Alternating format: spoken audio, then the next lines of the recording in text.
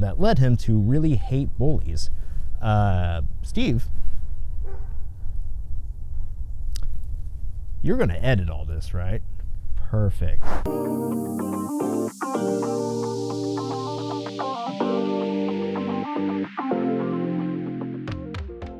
So, as we look around in today, there is a clash of ideologies at stake, and we can all just feel really oppressed by what we're experiencing. So I want to talk about something in regards to those clashing ideologies. And of course, I am referring to the ever present discussion going on about Marvel's Civil War movie, in which Captain America and Iron Man fight over opposing ideologies. So, in order to really appreciate where they're coming from, I think we need to first understand where they're coming from. So, Steve Rogers, aka Captain America, was a World War II veteran who was born a sickly child, orphaned, lost his mother, was raised on the streets of Brooklyn. He grew up being bullied and teased because he was very small. He continued to try to enlist in the military. They continued to deny him, till one day a scientist took favor upon him because he thought that Steve Rogers might have a good heart. Eventually, Steve Rogers, because of that good heart of his, that good sense of judgment, that led him to really hate bullies. So Steve ended up being chosen for the super soldier serum. Not because of his strength, not because of his charisma, but merely because he was a man with a good heart.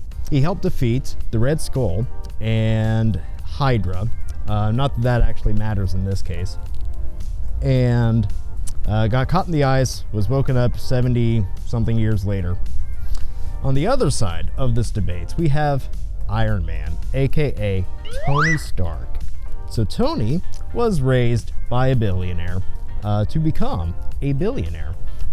He did not have really any sense of accountability ever in his life. So he became a war mogul who would sell arms to armies that shot those arms at each other. So Tony Stark finds out that his weapons are being used on innocent people, and he cuts off that branch of his company. And he decides that Tony Stark, the Iron Man, is going to be the premier force for good in the world. He is going to be the one who judges which terrorist cell gets taken out, and that might be too much power put into a single person's hand. And the Congress agreed with that because they wanted to take his suit away from him. And he claimed that it was his suit, it was his property, and they could not do that. Which was kind of the premise of Iron Man 2, which was a really messy movie, and I'm not going to go into that mess. So we get, over time, Tony realizes that he does need accountability. He does need somebody to tell him when to act, because innocent people are getting killed because of his actions, and he does not have the moral strength to be able to deal with that. On the other side of the debate, which is the Captain America side, Steve Rogers realizes that he actually can't trust authority, because when he was taken out of the ice, Steve learned that really the bad guys, the pseudo-Nazis that he defeated all those years ago, were actually in charge of the organization that he was working for. And as you can imagine, that caused a big sense of identity loss. So he ended up not really liking authority a whole lot because of that. And so when we get to Civil War, these two sides clash, because there is a group of United Nations who want to impose sanctions on the Avengers so that they can only act within their borders. with the permission of the state of those borders. So this goes into something about what is statehood, really. So today we have something called post-Westphalian philosophy, which is the belief that in the modern day, the idea of the states do not exist like they did in the 17th century, because we have things like companies that act out inside multiple borders. So what do we do in the day and age in which the states and the borders are not like... What do we do when the state is not protected in the same way, or at least recognized in the same way as it was back in the day? And this is what is called post-Westphalian. So there are two large mindsets to post-Westphalian philosophy. One is realism, and the other is liberalism. Now, you may have some idea as to what realism and liberalism are, and I want you to throw those out, because they mean different things in this realm. So in this sense, post-Westphalian liberalism stresses the interdependence between states, corporations, and multinational institutions, and it believes that they should work together in order to benefit all. So the Sokovia Accords within the Civil War limits the actions available to the Avengers, and it requires that they have oversight. Now, on the flip side of this, you have Steve Rogers. Now, Captain America is a realist.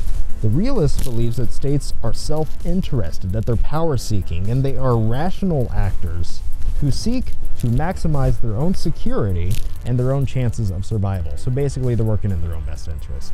So when you have these two warring views, you're going to get a fight, a power of wits, per se. So to Tony Stark, the one who believes that the states are working towards each other's benefits, he is going to recognize that he needs oversight because he does not have the moral adequacy to do so himself.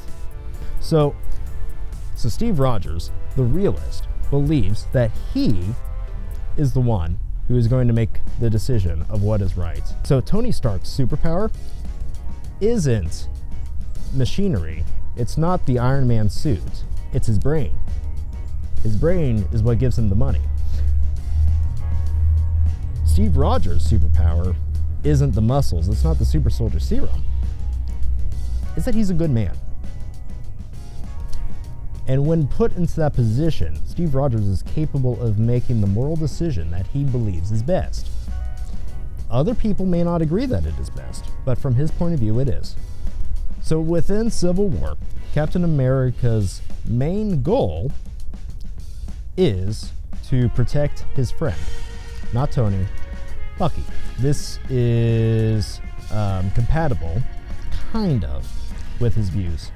On the other hand, Tony Stark's view, which is more of the utilitarian, is that Bucky needs to be stopped because it's for the greater good.